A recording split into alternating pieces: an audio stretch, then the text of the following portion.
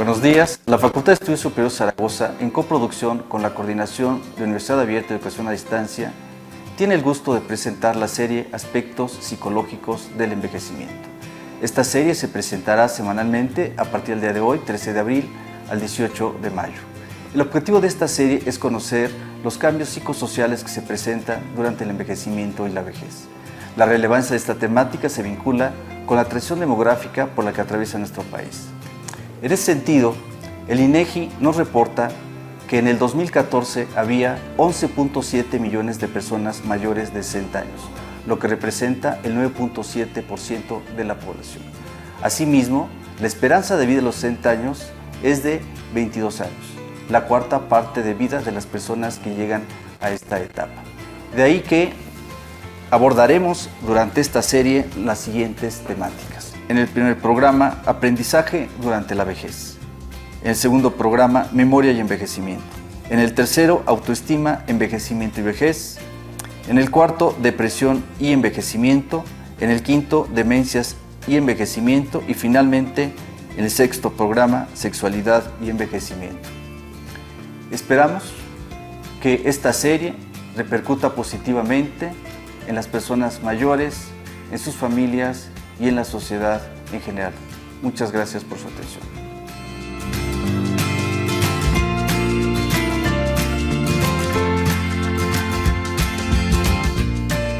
Le agradecemos al doctor Víctor Manuel Mendoza Núñez la presentación que tuvo sobre la serie. Es un gusto saludarles. Hoy iniciamos el primer programa de esta serie de aspectos psicológicos del envejecimiento. El tema del día de hoy, como ya lo explicó el doctor Mendoza, es aprendizaje durante la vejez.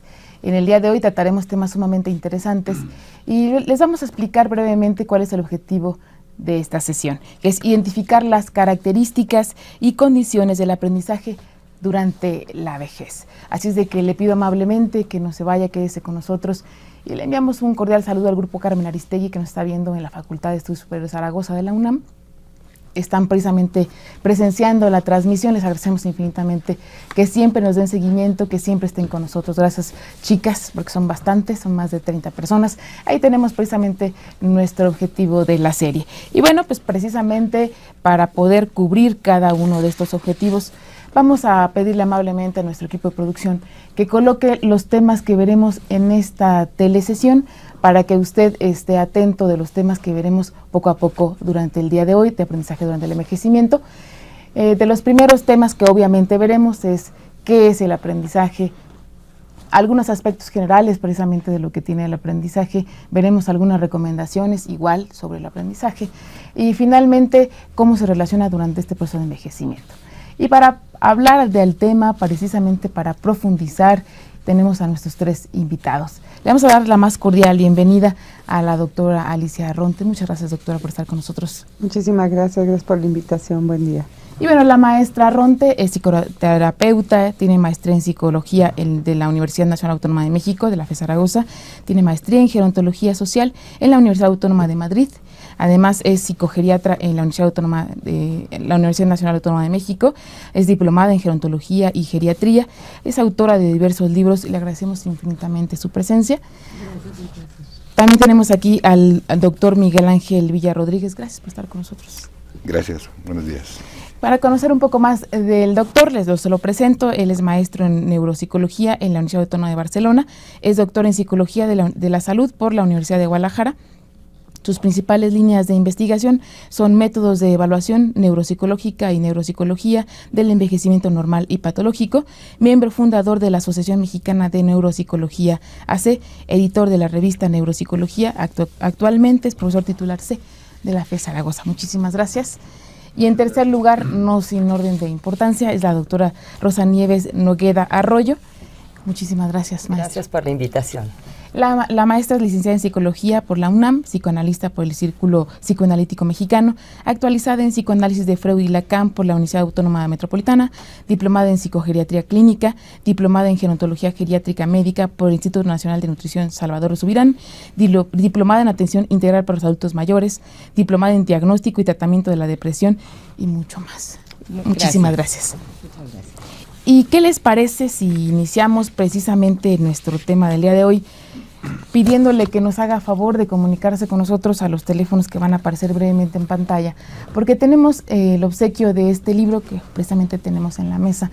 Se llama Envejecimiento en América Latina y el Caribe, del cual es la coordinadora la doctora Verónica Montes de Oca, que es como la directora del Seminario de Envejecimiento de la Universidad Nacional. Si usted desea esta publicación, le pido que nos marque a los teléfonos que van a aparecer en pantalla en breves segundos y nos diga, para usted, ¿pueden aprender los viejos? Después de los 60, de los 50, ¿pueden aprender los viejos? Contéstenos esa simple pregunta y se va a poder llevar un ejemplar de los 5 que tenemos para usted en el día de hoy durante la transmisión. Y precisamente acudimos brevemente al grupo de Carmen Aristegui a preguntarles precisamente en un testimonio sobre qué era el aprendizaje para una de nuestras invitadas. Y además de ello, si era fácil, si era difícil, qué había aprendido. Acompáñanos a conocer la opinión de Guadalupe.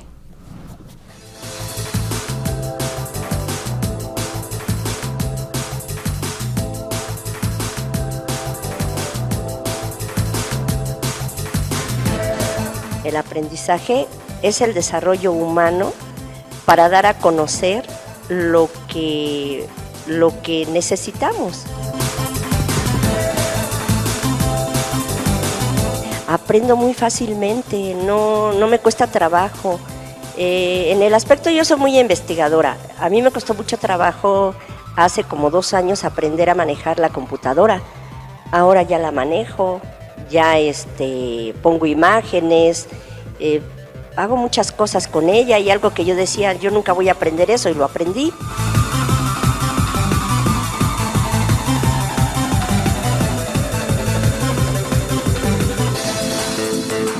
Guadalupe nos dice lo que es para ella, cómo nos define el aprendizaje, dice que algo que necesitas conocer.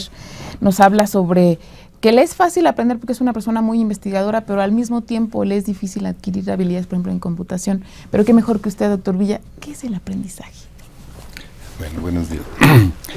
Pues en términos, primero, muy generales, el aprendizaje se puede entender cualquier cambio de la conducta que es producto de la experiencia. Es decir, no se trata de un desarrollo madurativo, ¿sí?, sino que se trata siempre de una participación activa y abarca todos los aspectos de la vida, no solo conocimientos, también habilidades, valores, todo esto que es sometido a la experiencia. Son, podríamos decir, 3 características del aprendizaje que lo definen. 1, que es un cambio de la conducta. 2, que es perdurable. Es decir, no es un estado momentáneo, sino que es una adquisición que dura en el tiempo. Y 3, que es producto de la experiencia, o del estudio, o de cualquier acción que hace el individuo. En ese sentido, siempre estamos aprendiendo, porque siempre estamos sometidos a la experiencia. Ahora, en términos más específicos del humano, pues tiene que ver el aprendizaje más con una dirección, con un estudio, ¿sí?, con una dirección hacia un objetivo, ¿sí? Tiene que ver entonces con el desarrollo humano, ¿sí?, con el desarrollo de habilidades o de conocimientos. En términos neurofisiológicos, el aprendizaje son asociaciones entre grupos de neuronas, construcción de redes neuronales, ¿sí? El aprendizaje básicamente es asociación, ¿sí?, asociación de ideas, asociación de conocimientos, asociación de conductas, y en términos neurofisiológicos, asociación de redes neuronales, de sinapsis. Maestra Rosa Nieves, discúlpeme. Habla el doctor que es un cambio, que es algo que perdura, que es producto de una experiencia. ¿Cómo define usted el aprendizaje? Podríamos pensar que es la adquisición de nuevos conocimientos que nos van a servir para adaptarnos mejor a nuestra vida, a nuestras condiciones y para tener una vida mejor. Esta adquisición se da de muchas maneras, por imitación, por experiencia, como bien dice el doctor, etcétera, pero lo importante es que en el conocimiento, que los conocimientos que se adquieren, porque también los animales, las otras especies, adquieren conocimientos. El hombre ha adquirido estos conocimientos para ponerse, para colocarse en unas condiciones mejores de una vida más manejable y mejor que las otras especies. Entonces, sería como la adquisición y el almacenamiento de los conocimientos. Maestra Ronte, ¿usted cómo define el aprendizaje? Bueno, pues sí, un poco como esto hay que tener en cuenta las estructuras que se requieren para que haya aprendizaje. En esto nos vamos justamente al cerebro, o sea, esto es a donde se da, que es la información que entra a través de los sentidos, que se procesa, como ya comentó también el doctor Miguel Ángel Villa, a través de asociaciones en redes neuronales, y que cuando esto es ya consolidado, tiene como producto un conocimiento, ¿sí? Entonces, básicamente sería así como una cadenita, que es el aprendizaje, es la información nueva que se consolida y que además produce conocimiento. Y muchísimas veces nosotros, los jóvenes, los niños, los no tan jóvenes, pensamos que los viejos no tienen muchas habilidades para aprender, o que llega una edad y está un estigma social en el cual ya eres grande, ya para qué aprendo, muchos incluso dicen. Fuimos a preguntarle precisamente a algunos viejos sobre si ellos pueden seguir aprendiendo. Acompáñenos a escuchar nuestro siguiente testimonio y reflexionemos al respecto.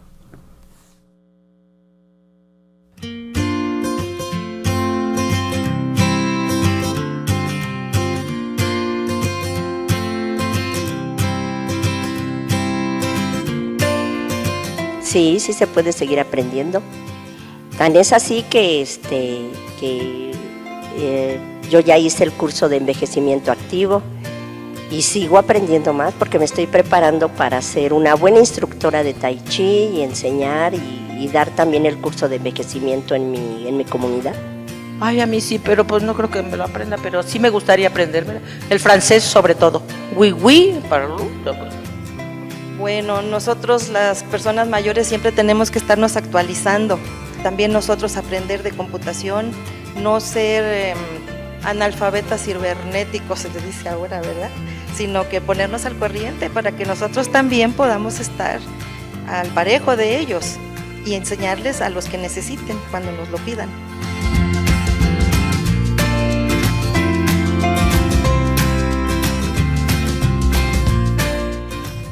Maestra Rosa, nuestros testimonios hablan de que les gustaría aprender un idioma, hablan de que hay que actualizarse, hay que aprender, familiarizarse con las nuevas tecnologías. ¿Es difícil para los viejos aprender? No, yo creo que no es difícil. Es cuestión de que tengan voluntad y de que no haya un estigma de que yo ya soy muy viejo y ya no puedo aprender. Siempre se puede aprender. El cerebro está hecho para seguir aprendiendo. Hay la cuestión de la plasticidad cerebral que hace 20 años se está estudiando y que dice el cerebro como un músculo, como un órgano, mientras más se use, más va a funcionar. Entonces no es difícil aprender para los viejos. Es difícil actualizarse porque efectivamente si no tomamos nunca un celular, bueno, pues entonces nunca lo vamos a poder manejar bien. Pero sí tenemos la posibilidad de seguir aprendiendo siempre. A Miguel Ángel Buonarroti le dieron el encargo creó la Escuela de Dibujo de Florencia a los 88 años. Y en aquella época en que los viejos eran pocos, pues, la gente se moría más joven. Entonces, quiere decir que siempre podemos seguir estudiando, siempre podemos seguir aprendiendo. Estudiando no necesariamente la cuestión académica, sino estudiando nuestro entorno. Sí se puede seguir aprendiendo. Basta con que nos quitemos el estigma de yo ya soy muy viejo para aprender, porque sí se puede seguir aprendiendo. Doctor Villa, desde el punto de vista neurológico, ya nos lo empezaba a describir la maestra Rosa, pero sí es factible que sigamos aprendiendo los viejos. Sí, por supuesto, y creo que lo que comenta la maestra es muy acertado. Es decir, la dificultad es de actitud, es actitudinal, ¿sí? Lo que pasa es que ahora la concepción de la vejez ha cambiado, ¿sí? Y ahora pues la gente vive mucho más, tiene una edad muchos años después de la jubilación, y evidentemente cambian también las condiciones y la perspectiva, ¿sí? Hay que quitarnos los vieja manera de pensar, ¿no? De que perro viejo no aprende nuevas mañas. Eso hay que hacerlo. Hay que erradicarlo, ¿sí? ¿sí? Y a mí me gustaría traer a colación, respondiendo la pregunta, una entrevista que le hicieron a una investigadora neurocientífica italiana que se llama Rita Levi Montalcini, que murió en 2012 a los 103 años. Entonces, cuando tenía 100 años, le preguntaron cómo se siente tener 100 años. Y dijo, estupendo. Ya no oigo, necesito audífonos, ya no veo, dice, pero el cerebro sigue funcionando mejor. Porque ahora no se toma en cuenta lo que es superficial y se va a lo esencial. Y ese es el punto, es decir, cuando se envejece se tiene esa claridad, digamos, para saber qué es lo importante y qué es lo menos importante. Y entonces el aprendizaje es asociar cosas. Se tiene mucha experiencia, se puede aprender, de hecho, bien, no hay ninguna dificultad aunque tengamos la edad de Matusalén, se puede seguir aprendiendo. Siempre. Doctor Villa, entonces, ¿de dónde surge esta idea de que no podemos? Pues eso, de una actitud negativa del envejecimiento, ¿sí? que muchos años se mantuvo, ¿sí? Y que de los propios viejos también, o sea, a los 50 años la mujer se ponía una mantilla y se sentaba en el sofá y pues obviamente se volvía vieja, se hacía vieja de puro ganas de serlo, es decir, pensaban que la vida terminaba, ya los hijos habían crecido, los nietos, ya no había nada más que hacer, entonces, pues no, si nos sentamos y nos ponemos las pantuflas, entonces sí, no vamos a aprender, pero el aprendizaje es experiencia, es vida, entonces siempre se puede aprender. Maestra Arronte, esta perspectiva me parece un poco difícil de que ahora asumamos que sí podemos aprender los viejos. Es decir, si ya estuve en la mantilla más de 40 años, de ahora me dicen que sí puedo aprender. ¿Cómo lograr erradicar ese problema, por ejemplo? Mira, hay para mí dos cosas muy importantes y también pues resumiendo los comentarios de los compañeros. Es un mito de que los adultos mayores no pueden aprender, pero los primeros que compran el mito son ellos. Claro. Porque asumen esa actitud de ya soy viejo, ya soy vieja, ¿no? O ya para qué, o qué voy a aprender. Esa postura ha cambiado, como ha comentado el doctor Villa, últimamente porque se ve que ahora tenemos más oportunidades de hacer cosas, que se vive más años y sí se cuestionan ya ahora, ¿qué voy a hacer? Ya me voy a jubilar y ahora ¿qué voy a hacer? Y aquellas personas que ya están en esa postura de que, yo ya soy mayor y ya no tengo que aprender, sí los invito a que rompan un poquito ese estigma, porque sí se aprende y qué se puede hacer. A veces dicen, es que sí quiero, pero no puedo, me está costando mucho trabajo. Yo creo que aquí también el papel de las personas que trabajamos con adultos mayores, pues es importante. Tenemos que conocer las estrategias que podemos proporcionar para que ellos tengan la oportunidad de aprender mejor. Todos los días aprendemos, todo es, como dice el doctor Villa, son asociaciones, pero también hay estrategias. O sea, hay problemas a nivel sensorial, tanto auditivos como visuales, colores que no debemos utilizar cuando trabajamos con ellos para que tengan un buen aprendizaje, el tono de voz que se utiliza, la iluminación, la ventilación, el no hacer grupos en filas sino circulares, que sean participativos, no que sea uno directivo de esto, ¿no? Entonces son muchas estrategias que se tienen que tomar en cuenta, así como la pedagogía, está la andragogía, que se dedica a ver las estrategias de enseñanza para que haya un mejor conocimiento y que aprenden, por supuesto que sí, que necesitan un poquito de más tiempo. Y más paciencia, maestra Rosa. Y yo querría, un poquito abundando en lo que están diciendo los compañeros, efectivamente, si dices tú, ¿qué pasará si después de 20 años que me puse la mantilla y las pantuflas, quiero seguir aprendiendo?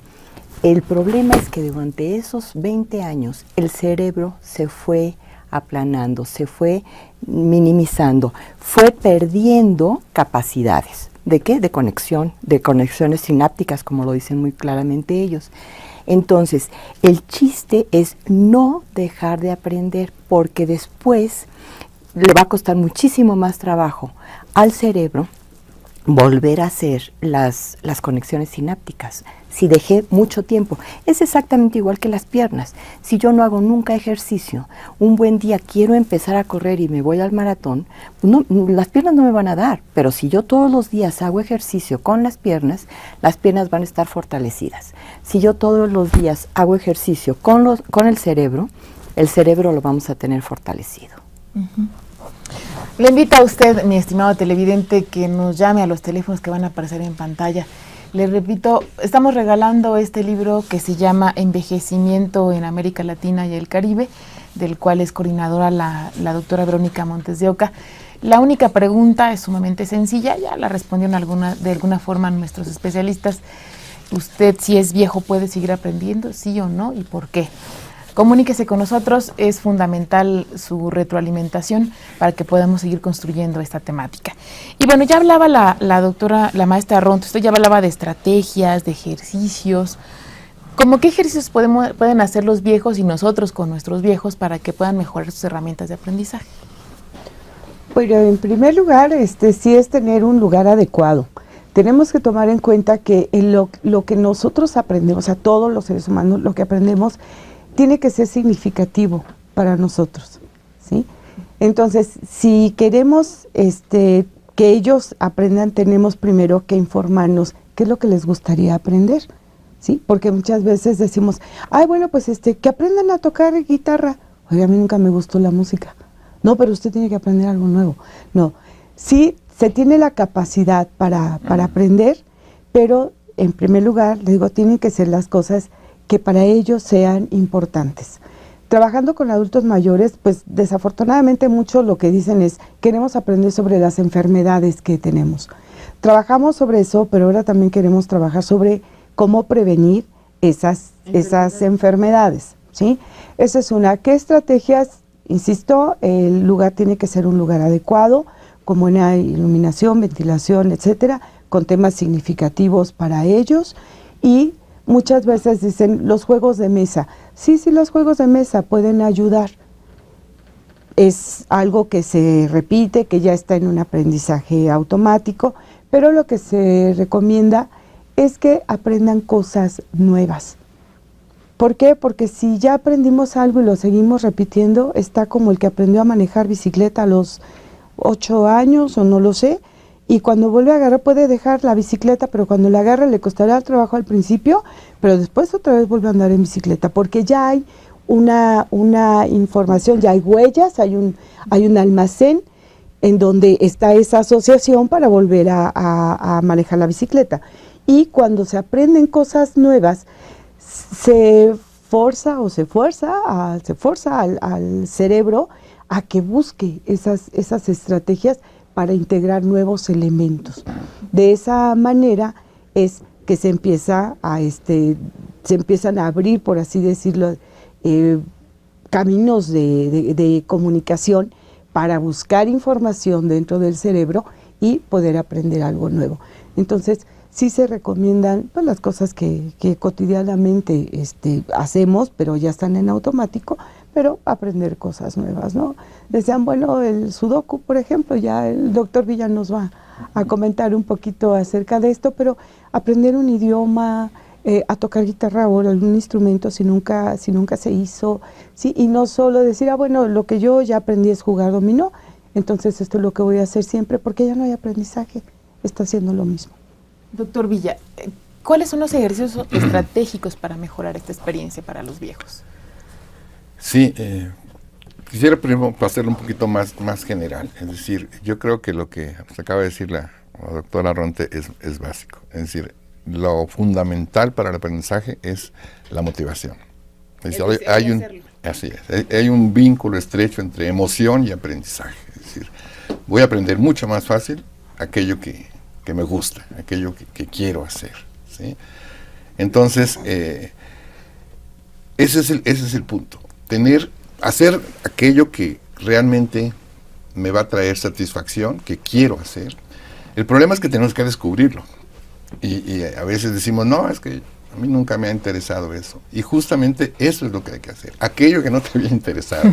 Hay que experimentar. Hay que experimentarlo. ¿Sí? Ahora que ya fuiste profesor toda tu vida, no, pues ahora usa las manos. Ahora aprende a hacer algo con las manos. Ahora aprende a hacer carpintería o aprende a cocinar, lo que sea, pero hay que cambiar, es decir, justamente porque lo que hay que hacer es establecer nuevas redes. Y en efecto, como ya lo dijo también la doctora Arronte, cuando es repetitivo, ¿sí? El hemisferio izquierdo dice, ese ya me lo sé, se hace en automático, ¿sí? Ante uno nuevo empieza la otra parte del cerebro a trabajar, ¿sí? Uh-huh. Entonces, en ese sentido, ¿qué ejercicios hacer? Pues el que quiera, el que le guste. El que le guste hacer. Es decir, el problema es que a veces se dice, que se pongan a hacer crucigramas o pongan a hacer sudokus, ¿sí? Si no te gusta hacer sudokus o no te gusta hacer crucigramas, pues es un tormento, ¿sí? Ahora, cuando son cosas tan específicas como hacer crucigramas o hacer sudokus, lo que dice la investigación es que la gente sale muy buena para hacer sudokus o para hacer crucigramas, pero eso no se generaliza a otras actividades. Entonces, lo que se necesita son actividades más generales, ¿sí? Que activen más cosas, ¿sí? Como exactamente aprender una lengua, ¿sí? O leer, escribir, es decir, ese tipo de cosas que son mucho más generales, así que no son una parte específica, como lo que interviene para resolver un crucigrama, pues son habilidades muy particulares, ¿sí? Que generalmente eso no generalizan a otras cosas, ¿sí? Uh-huh. Entonces, tampoco sirve hacer ejercicios de repetición, o sea, estar repitiendo, eso no sirve. El aprendizaje no es por repetición, ¿sí? El aprendizaje es por reflexión, por asociación, por otro tipo de estrategias, ¿no? Entonces, y en efecto sí hay estrategias para seguir, ¿no? Que son esas básicamente, ¿sí? Uh-huh. Doctora Rosa, ¿qué estrategias recomendaría usted a nuestro televidente que quiere iniciar un aprendizaje nuevo? Efectivamente, bien lo dijeron mis compañeros, la emoción, la intuición, el deseo, las ganas es de qué quiero aprender.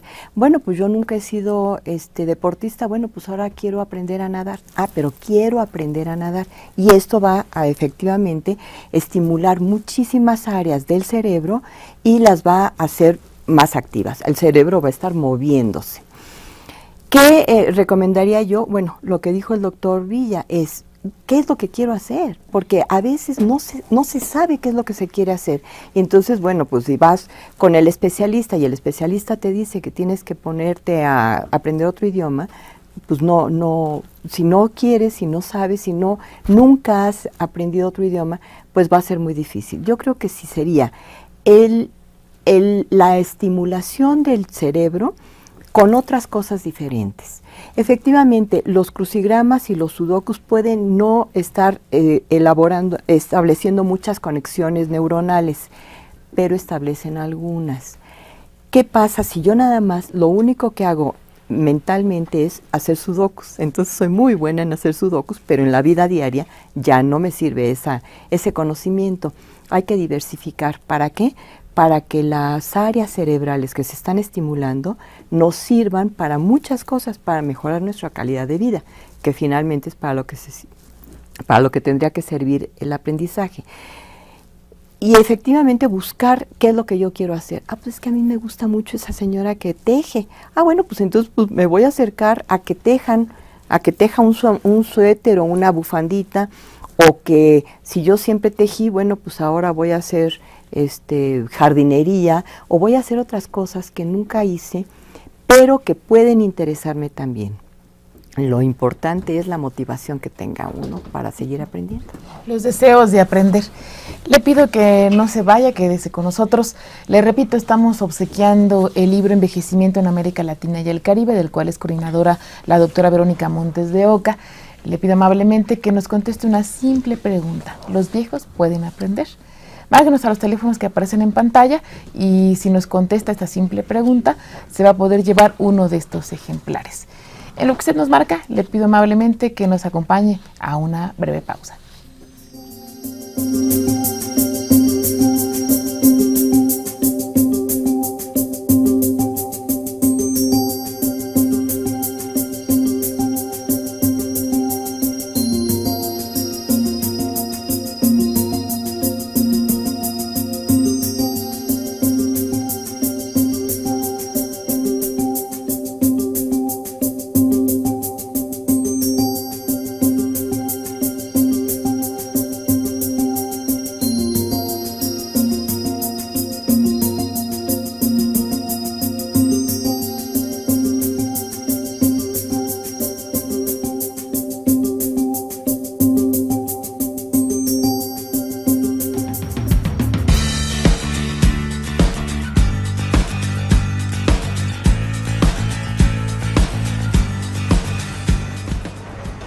Bienvenidas y bienvenidos a Puertas Abiertas, el evento que año con año el Instituto de Ingeniería de la UNAM abre a todos los interesados a conocer los diferentes laboratorios e investigaciones que aquí se realizan. Esto es el Instituto de Ingeniería de la UNAM. Bienvenidos. Más de 500 estudiantes provenientes de diversas secundarias, preparatorias y universidades asistieron al evento Puertas Abiertas 2014, que año con año realiza el Instituto de Ingeniería. El objetivo es que los alumnos y el público en general conozcan el trabajo que se desarrolla en el Centro de Investigación de Ingeniería más productivo del país. Dentro de Ciudad Universitaria, el Instituto de Ingeniería cuenta con 15 edificios que albergan laboratorios, cubículos, áreas comunes y auditorios. Además, cuenta con 2 sedes foráneas en Querétaro y Yucatán. Puertas Abiertas es una excelente oportunidad para que los alumnos de preparatoria conozcan todos los campos de ingeniería antes de elegir su carrera. A su vez, los alumnos inmersos en este ámbito tienen la oportunidad de conocer e incorporarse en algún proyecto de investigación.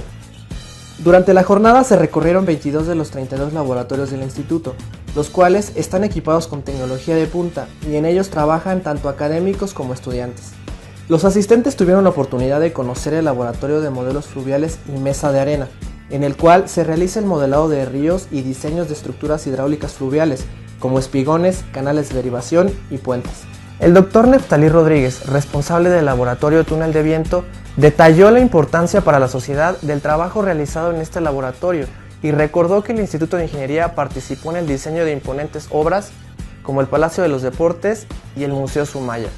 Al concluir el evento, los asistentes se llevan una visión clara de la gran labor de investigación que el Instituto de Ingeniería realiza en beneficio del desarrollo del país.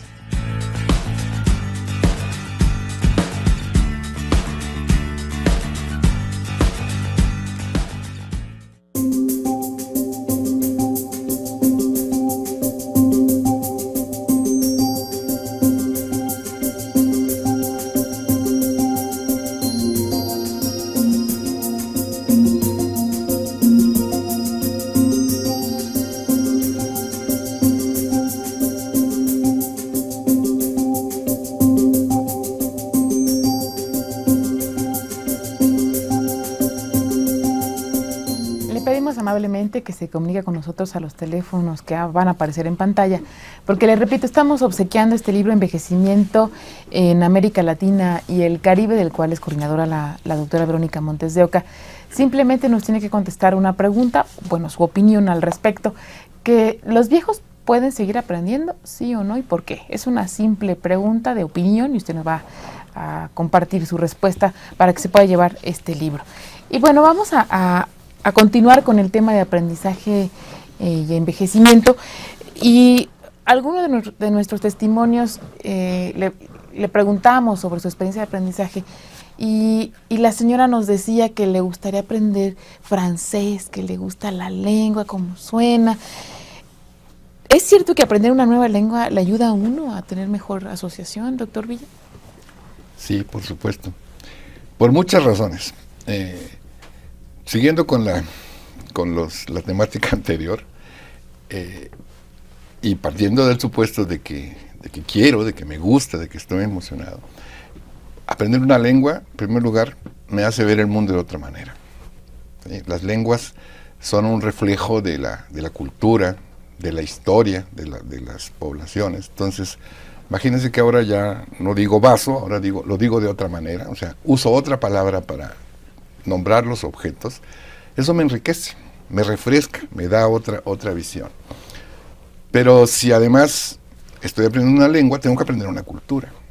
Me van a dar ganas de conocer a nuevas gentes, a lo mejor gentes que hablen eso, o conocer lugares, o conocer el desarrollo de esa lengua, etc. Eso en términos muy generales, pero en términos más específicos, pues por supuesto, voy a estimular todas las funciones cognitivas. Necesito memoria, necesito entonces aprenderme nuevas palabras. Y una cosa muy importante, aprender la gramática es desarrollar el pensamiento lógico. La gramática es la lógica de la lengua. Entonces, el aprender otra forma de ordenar las palabras, que eso es la gramática, es el orden que guardan las palabras entre sí, me va a dar otra visión, me va a dar otra estructura. Entonces, por supuesto, es extraordinario, es un buen brain aerobics, un buen entrenamiento para el cerebro aprender una lengua. Y con esa actitud, es decir, aunque no tengamos un dominio absoluto de la lengua, simplemente el entrenarse, el acercarse a eso, ¿sí? Y también pueden ser lenguas, aprender latín, por ejemplo, lenguas muertas, es decir, lo que estimula es esa diversidad que decíamos hace rato, esa diversidad de funciones y de involucramiento que requiere una tarea como esa, ¿sí? Entonces, además, muy satisfactoria. Maestra Ronte, ¿usted qué le recomendaría? ¿Aprender un idioma nuevo, pero bajo qué perspectiva? Porque a lo mejor, como decía el doctor Villa, de primera instancia no es un dominio total, pero por lo menos un acercamiento y no frustrarse en el intento. Claro, importante que sepan que sí les va a llevar un poquito de más tiempo que a otras personas. Lo más adecuado es que se trate de buscar en los grupos, o sea, si van a aprender en algún grupo, pues que sean grupos un poco afines, porque cuando hay diferencias de edad significativas, esto deprime a la persona mayor.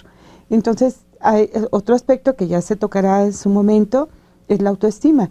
Sí, tenemos que alimentar, de alguna manera reforzar la autoestima en los adultos mayores cuando aprenden. Entonces, que sean grupos pues homogéneos de ser posible y que no pierdan esa visión de que pueden aprender las cosas, pero que a lo mejor van a necesitar un poco de más tiempo, van a tener que repetir las tareas o le van a tener que dedicar un poco de más tiempo a las tareas.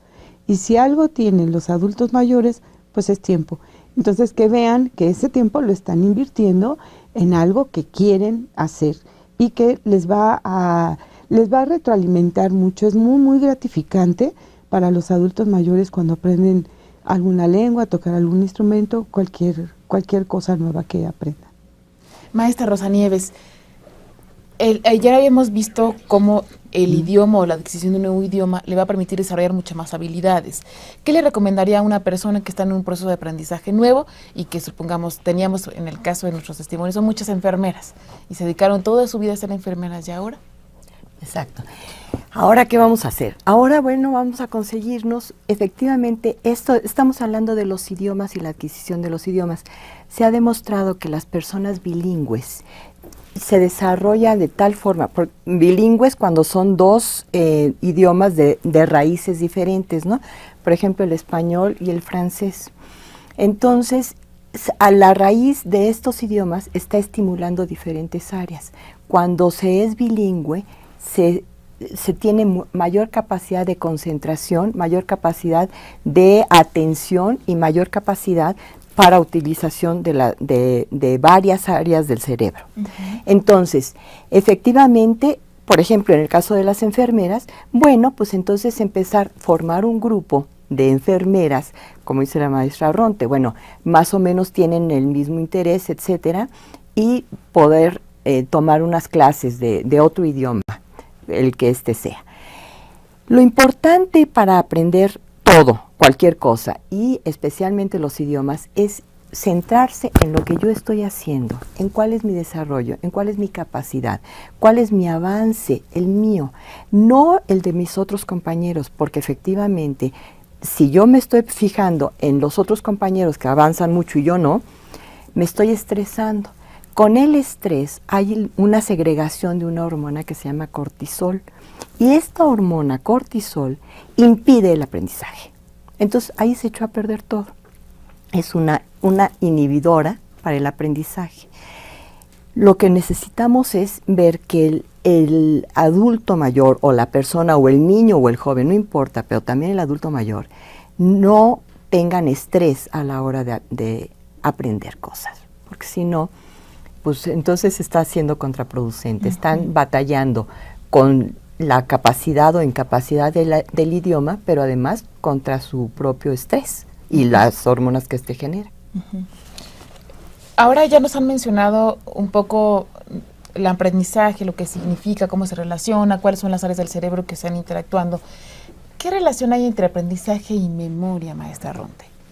Bueno, pues de entrada, si no hay uno, no hay otro. Así, o sea, van de la mano, ¿no? Entonces también se habla de esto, ¿no? Que los adultos mayores tienen muchos problemas de memoria. Esto no es tan real. No es tanta la población de adultos mayores que tienen problemas de memoria, y ahorita van a decir los adultos mayores que nos están viendo, ¿cómo? O sea, a mí sí se me olvidan mucho las cosas, pero hay que ver qué es lo que se nos olvida y por qué, porque en muchas ocasiones el problema es de atención, no de memoria, y lo que sí se afecta pues es la memoria reciente, y es para la que necesitamos trabajar o repetir más la nueva información para que quede consolidada. Entonces, asociación entre aprendizaje y memoria, les digo, van de la mano. Si yo aprendo cosas, pero no las aprendo de inmediato, pero no las consolido, ¿sí? Se me van a olvidar, ¿sí? Entonces, si no existe esta retención que va generando otras asociaciones, que va generando conocimientos, pues lo que aprendí, si se me olvida, pues no lo aprendí, ¿sí? Pero entonces hay que ver por qué no lo aprendí, porque no escuché, porque no vi bien, porque no puse atención, porque yo no puedo olvidar lo que no registré. Entonces primero, o sea, sí tengo que aprenderlo, después lo tengo que consolidar, o sea, se consolida en mi cerebro, y después ya tengo ahí esa carpeta para que a través de la vía del recuerdo yo recupere esa información y demuestre lo que aprendí. Pero esto tiene que estar además ejercitándose con mucha frecuencia. En otro programa vamos a hablar también específicamente de lo que es memoria, y como hemos venido diciendo, si yo no ejercito mi cerebro, si yo no hago por aprender cosas nuevas y me esfuerzo, igual no, me cuesta trabajo, lo aviento y ya no quiero hacer nada, entonces, bueno, pues eso nunca se va a aprender. Y si seguimos fomentando también esta perecita mental, que yo mucho les digo a los alumnos en el diplomado, digo, es que vamos a ejercitar tanto el aprendizaje como la memoria, y vamos a hacer el esfuerzo por encontrar las palabras para designar las cosas, y no el pásame el DC de la DESA que está encima del DC. Nos entendemos perfectamente, pero ya no buscamos la palabra, pásame el folder que está encima de la cómoda que está atrás de X lugar, ¿no? Sino el DC de la DESA que está en el DC. Entonces, esto es de verdad, o sea, cortamos un montón de caminos. En vez de revisar 3 folders con información, revisamos uno. Y como ya lo tenemos en automático, pues ni revisado. La mitad. Ni revisado, sí, ¿no? Entonces, de esta manera, bueno, pues vamos quitándole estímulos al cerebro para aprender y para que se consolide la información. Entonces, bueno, el mecanismo neurofisiológico, por así decirlo, de la memoria y el aprendizaje, pues es un poquito más complicado, ¿no? Hablar de los grupos neuronales, de la consolidación, de las huellas amnésicas, etcétera. Pero para fines prácticos y del programa, no hay aprendizaje sin memoria. No hay aprendizaje sin memoria. ¿Cómo lograr, maestra Rosa Nieves, que el viejo no se sienta tan frustrado por lo que decía la doctora, de que es que no me acuerdo, fue hace 5 minutos, tal vez tiene más que ver con que no puso atención, por ejemplo. Exactamente, ¿no? Exactamente. Lo fundamental es la atención. El aprendizaje se da en un área del cerebro y la memoria se da en otra área del cerebro, que tienen que estar estimuladas igualmente.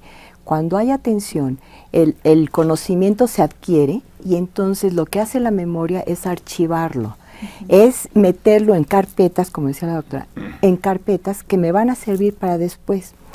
¿Cuándo voy a aprender mejor? Si yo siempre, desde joven, aprendí muchas palabras. Dicen que la inteligencia tiene que ver con el número de palabras que utilicemos cotidianamente. Esto es importante. A veces se olvidan cosas, sí se olvidan cosas, pero si yo tengo, no me acuerdo cómo se llama eso, pero si yo tengo 3 formas de llamar eso, entonces le llamo tazón, la cafetera, el pocillo o la taza, entonces voy a tener mayor posibilidad de sacar de este archivo de memoria el nombre adecuado para nombrar lo que yo quiero nombrar.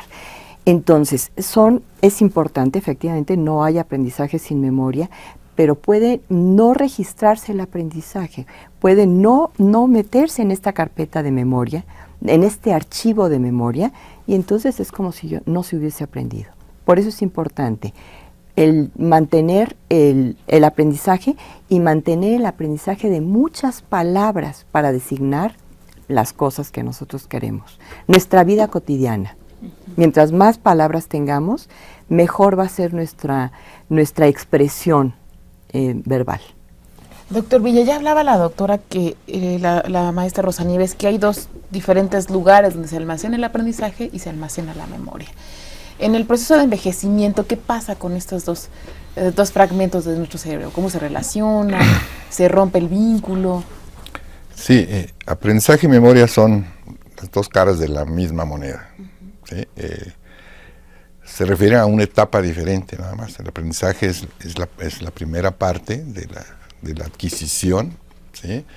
Podríamos llamar es una memoria hacia adelante, es una memoria anterógrada, y lo que llamamos memoria, pues es hacia atrás, es de lo que ya fue aprendido, ¿sí? Entonces, el cerebro funciona todo globalmente. No podemos decir que hay un área del cerebro para la memoria, ¿sí? Por supuesto, participan ciertas estructuras, pero la experiencia se guarda en todo el cerebro. Es decir, en los mismos circuitos que utilizamos para percibir, son los mismos circuitos que luego se actualizan para recordar lo percibido. Es decir, el cerebro son redes. Antes se pensaba que eran pequeños lugarcitos, pequeños módulos. Hoy la visión es de otra manera. Ahora son redes que se activan en un momento de una manera para hacer una función, se activan de una manera para hacer otra. Aprendizaje y memoria son fundamentales, son las funciones esenciales del cerebro, ¿sí? Todo es aprendizaje, todo es memoria. Para yo poder reconocer un objeto, pues antes tuve que haber tenido la experiencia con ese objeto, es decir, hay una memoria perceptual o memoria perceptiva, ¿sí?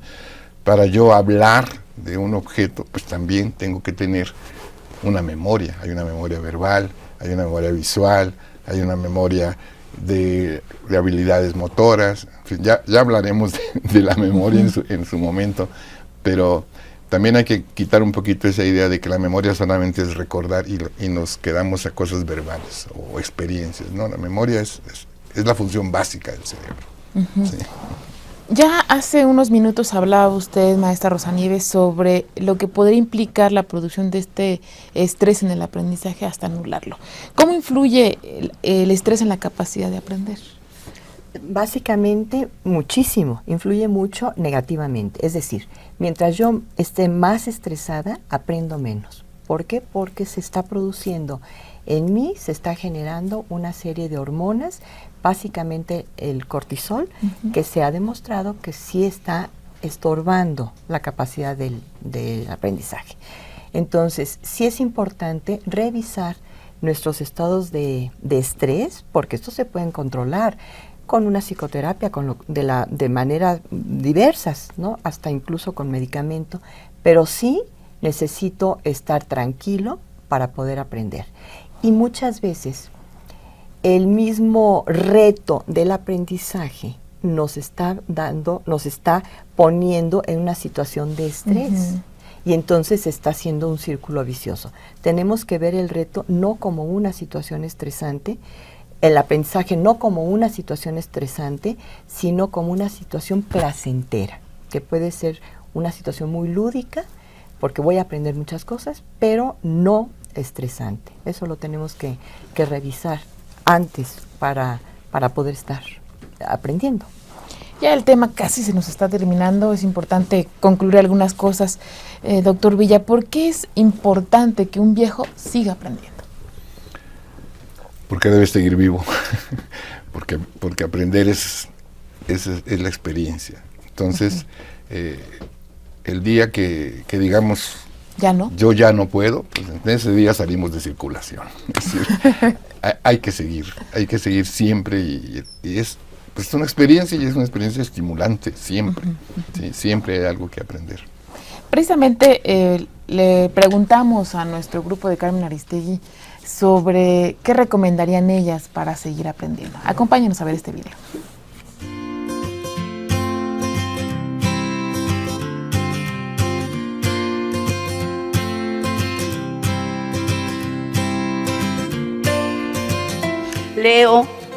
Leo la Biblia, hago sopa de letras, leo libros. Pues como el Tai Chi, que son ejercicios, son movimientos lentos, no son de estar brincando, de estarnos lastimando los huesos ni las rodillas. Y además de eso, el Qigong, que también ahí nos lo dan. Tenemos clases de computación, tenemos clases de Qigong, que está relacionado con el Tai Chi. Los crucigramas, ajedrez, damas chinas.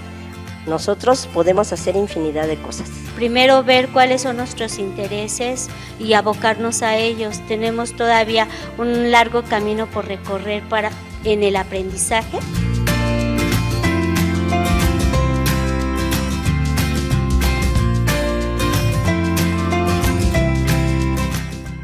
De los testimonios dijo algo que me pareció sumamente interesante.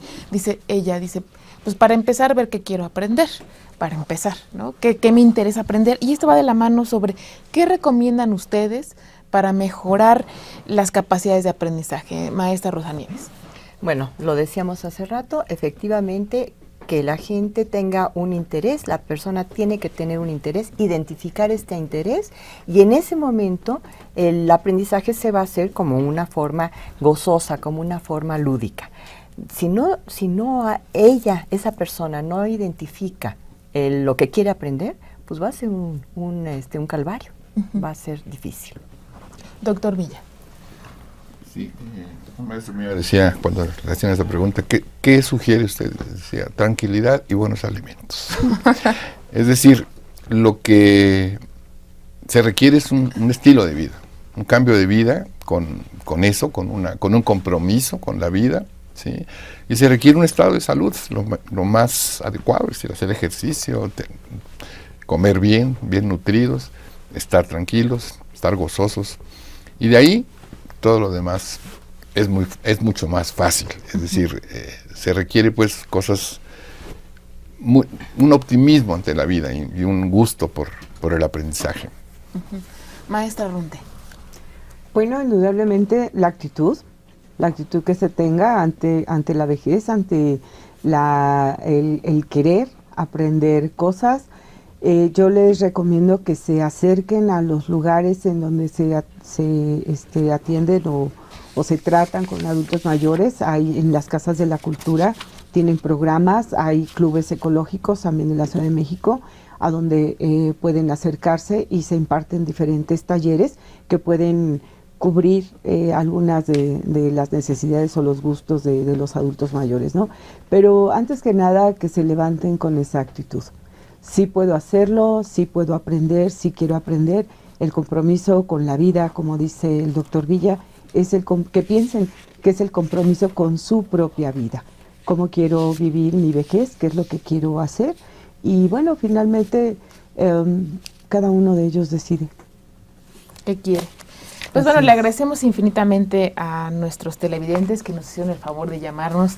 Los ganadores de los libros son Sara Alvarado, Amalia Guerra Martínez, que dice que sí podemos aprender y podemos hacerlo todo. Teresa Santoyo Vega dice, todos los adultos mayores podemos aprender si así lo deseamos, nuestra tercera ganadora. Esther Barbosa dice, todo es cuestión de las ganas que uno tenga para cualquier edad, no importa. Nuestra cuarta ganadora y nuestra quinta ganadora es Araceli de Aquino. Dice, claro, por la motivación que uno encuentra con otros compañeros, claro que uno puede aprender. Agradecemos a nuestros televidentes que nos llamaron y por supuesto a Adriana González, Marielba Velázquez y a Marta García. Gracias por participar, pero se nos acabaron rápidamente nuestros obsequios.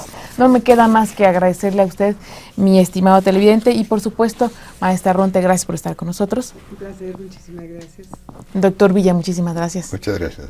Maestra Rosa Nieves, muchísimas gracias. Gracias por la invitación a ustedes. Y bueno, la próxima semana lo esperamos a esta misma hora, este mismo día, para hablar sobre memoria y envejecimiento. No se lo pierda, que va a estar muy interesante. Muchas gracias.